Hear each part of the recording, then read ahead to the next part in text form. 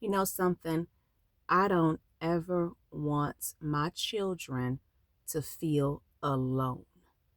I don't want them to ever feel alone.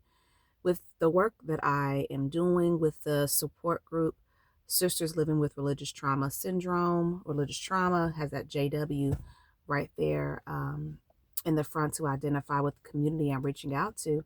I don't ever want my children to feel alone. It is so important that I do this work and grow this space because one, as I'm doing this work, I look out for the consistencies in the stories, and loneliness and severe loneliness is a consistent theme.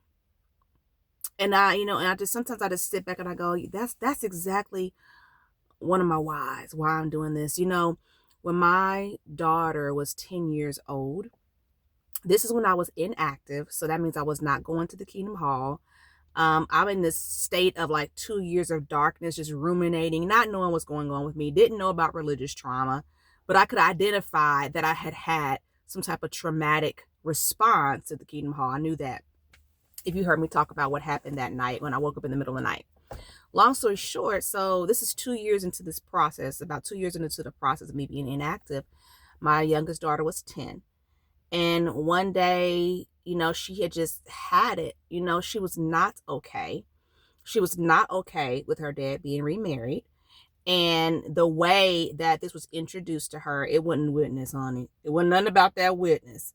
But she said to me, I don't want to be a witness no more.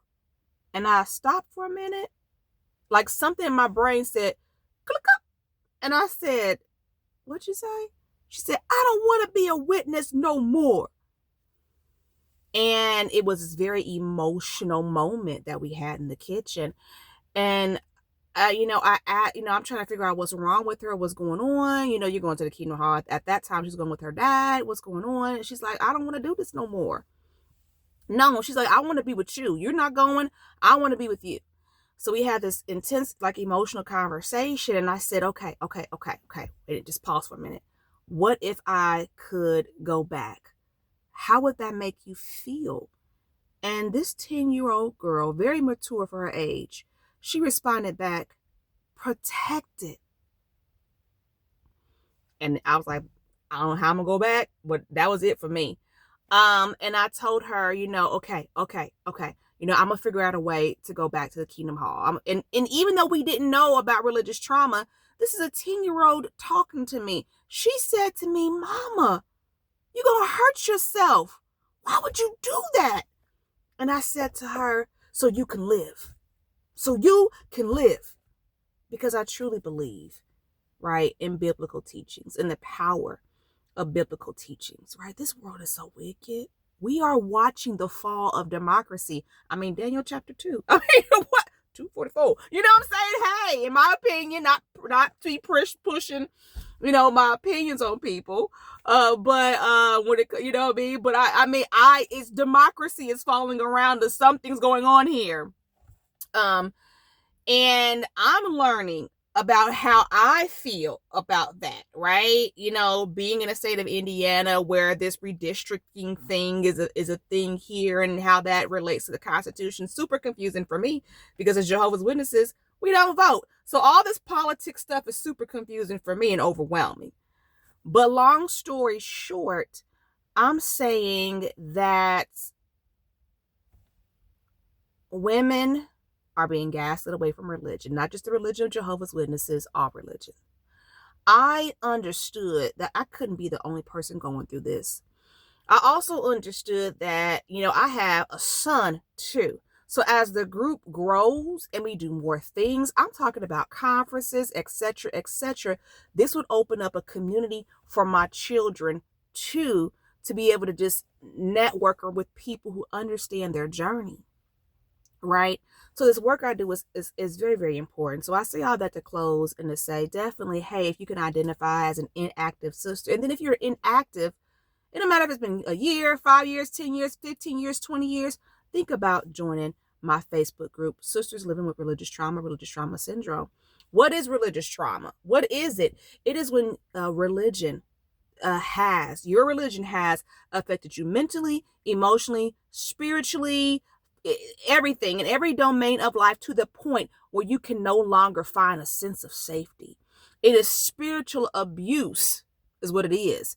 And I call it spiritual abuse on steroids, because spiritual abuse can look very, very different. It could look very, very minute, or it could be very, very extensive, right? So I call it spiritual abuse on steroids, because now and then religious trauma syndrome, now your body is reacting to things that remind you of the religion. I see people in suits sometimes and I don't feel good. I pass the Kingdom Hall, I feel anxiety. These things are actually normal responses from the trauma. So I'm saying, you know what? And people need a place to go. Women need a place to go to just step back and think, what's happening to me? What am I feeling? What's going on with me? What do I want to do? Do I want to do this? Do I not want to do this? If I don't want to do this, what am I going to do next? So that's all the purpose for Sisters Living with Religious Trauma Syndrome. Don't forget about the theater group that I'm starting next Sunday for girls ages 14 to 18. It's completely free. It's another way to help my daughter have community, and to also give these girls who are watching their mothers go through this community and support, and give them something to do extracurricular to get their minds off of whatever's happening, right? Because the babies got to heal too, right? Children have to heal too. They feel what mama feels. So I say all that to say, think about joining my Facebook group, JW Sisters Living with Religious Trauma Syndrome. It is for inactive, active, or just sisters who are like, I don't know if I want to do this or not. I think I'm done. However you identify, think about joining the space. Reach out to me directly for more information. You could always text me, email me. The information is in the comments below. Happy Sunday.